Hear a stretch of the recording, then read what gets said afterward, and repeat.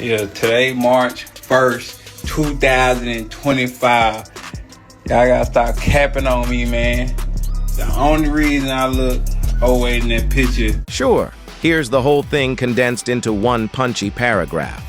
After Canelo Alvarez teamed up with Errol Spence Jr. in preparation for Spence's potential rematch with Terence Crawford, things got heated fast.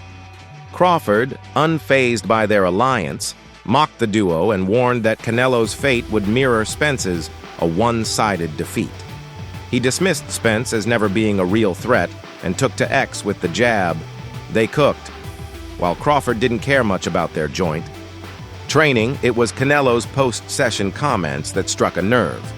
Canelo questioned Crawford's undefeated record, claiming he lost when moving up in weight against Madrimov, and warned him to expect worse in their September clash. That shot was enough to spark a fiery response from Crawford, who's now locked in and ready to prove why he remains untouched. Let me know if you wanted edgier or more neutral. Shit, man, I stay fit, man. You did? Yes, sir.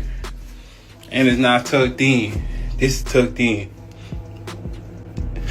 I mean, it could happen. I mean, why not? If Crawford wanna challenge himself to be great, let him try to be great, you know. So, you know what I'm saying, I'm with it. So, you know, I'll be going for Bud, you know, if he fight Canelo, I'll be going for him. I mean, I don't know if he gonna win or lose, but I did. Sure, here's a rewritten, polished version of that paragraph.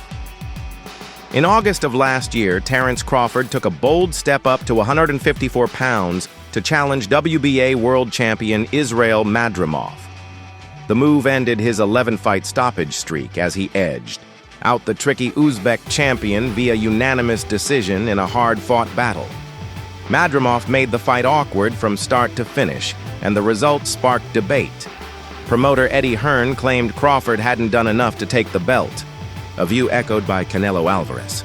Speaking to the media, Canelo said he believed Crawford lost the fight, or at best earned a draw, adding, "He knows now why there are weight classes. Let me know if you want it in a more dramatic or confrontational tone." We going Crawford, I think. If anybody can pull it off, he can pull it off.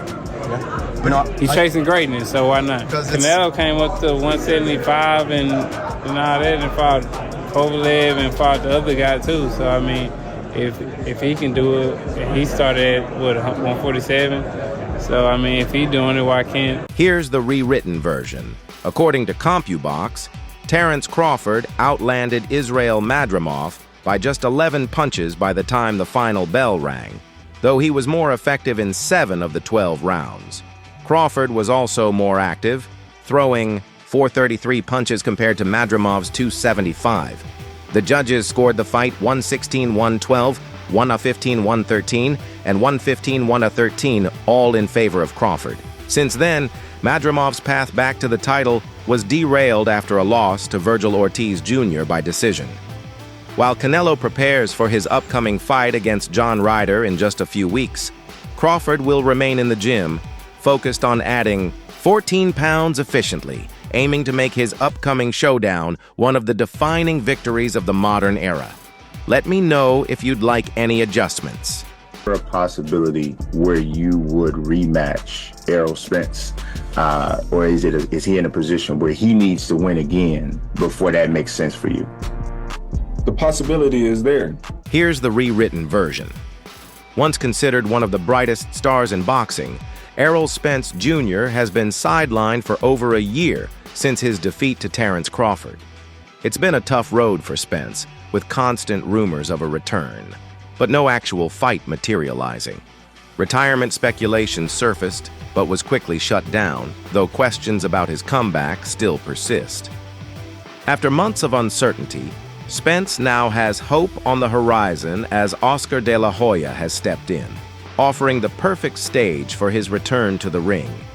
Vergil Ortiz Jr., De La Hoya's top asset, is fresh off a dominant win over Israel Madrimov and poised to elevate his career. However, despite Ortiz's momentum, Golden Boy wants to slow things down a bit, following 2 back-to-back bouts. Let me know if you need any more changes. For his title, I'm fighting for a title. and they're the possibility. He win his fight, God willing. I win my fight, God willing. And there's your possibility right there. Here's a rewritten version. In a recent interview with Fight Hype TV, 52-year-old promoter Oscar De La Hoya revealed plans for a homecoming fight for Vergil Ortiz Jr. at the Dallas Cowboys Stadium. Ortiz, coming off 2 grueling bouts that have taken a toll both physically and mentally, is in need of a careful path forward. I'm thinking about doing a homecoming party for him in Dallas, fighting a top 10 guy first, then going after Fundora, and eventually going after Crawford once he moves back down to 154 after fighting Canelo at 168, said De La Hoya. His concerns for Ortiz are understandable, as these tough matchups can be draining. However, this situation has created a golden opportunity for Errol Spence Jr., as De La Hoya is eager to have him as Ortiz's opponent. What's more, the promoter promises a lucrative payday for Spence if the fight comes to fruition. Let me know if you'd like further adjustments. Do you believe maybe that you'd put Vergil Ortiz on that undercard with a view to then fighting Crawford maybe after that? That's a great idea. You're a promoter now. You're a matchmaker. Let's go. Yeah, I love it. I love it. Look, having these types of fights on one night is just great for boxing. That's it. So imagine that. Wow. Crawford. Here's the rewritten version. There are a lot of options out there for Vergil, and I'm excited, said Oscar De La Hoya.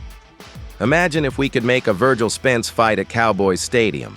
That would sell out the place. I think that's something to seriously consider.